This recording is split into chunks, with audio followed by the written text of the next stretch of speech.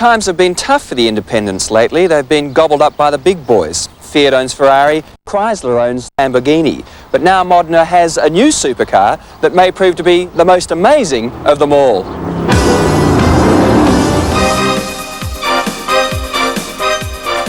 This is the Cizeta V16T. Yes, that's right, V16. And it's the newest and biggest sports car to take to the unofficial test tracks of northern Italy.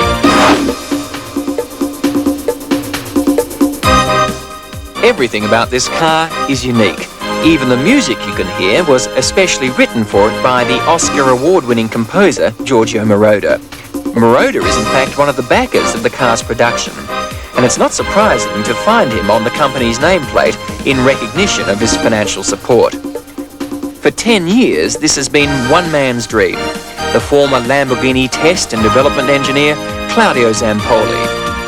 I skipped a lot of days of school, just hanging on the track here in Modena when the Ferrari and Maserati were testing cars, and I grew up with that image and started to work as an apprentice and get involved with cars. Get the smell of the gasoline, like my doctor said. He believed in half of my blood is gasoline. Apart from Zampoli himself, the body design was created by the great Marcello Gandini, designer of the first Lamborghini Countach, not to mention the Miura, the Espada and the Urraco. But while the outer design really is impressive, the most exciting aspect is its mighty 16-cylinder engine. Any way you look at it, it's massive grunt. There's 64 valves, 8 overhead cams, and all that power delivered through the centre of the engine. There's 2 counter-rotating crankshafts, one on the left and one on the right.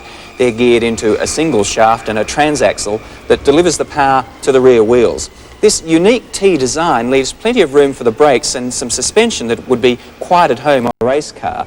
But otherwise, it's more or less conventional. There's no four-wheel drive and no turbos. It's all part of the Zampoli philosophy of having a car that spends its life on the road, not in the workshop. The dimensions of the car are quite staggering. It's more than 2 metres or 80 inches wide, 4.5 metres long, 175 inches, and it weighs around 1.7 tonnes. Unlike many of its Italian cousins, it has excellent all-round vision, an extremely good turning circle, and it handles beautifully. It's remarkably stable on the road.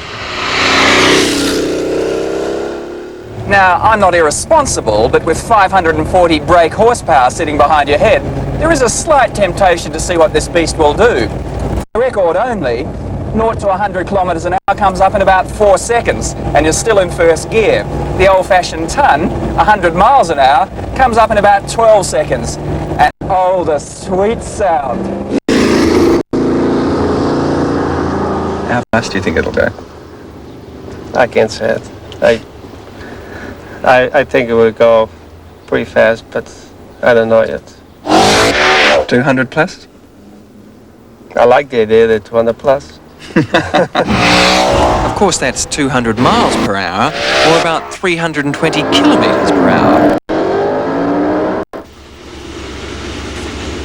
It would probably be impossible to build this car anywhere else in the world. Nowhere are there so many small specialist companies like engine block foundries and leather trimmers that could give the painstaking attention it takes to hand build this type of sports car. All of the car will be individually tooled and assembled in this small factory. Little wonder that Zampoli plans to build only 50 a year. And to do that, Zampoli has gathered together some of the finest engineers Modena has to offer, many of them from around the corner at Lamborghini. Even the cat, Ciccia, has found its way from the workshops of Lamborghini to join the team at Cizeta Moroder. On this, its first day out, the Cizeta certainly created a great deal of interest with the locals.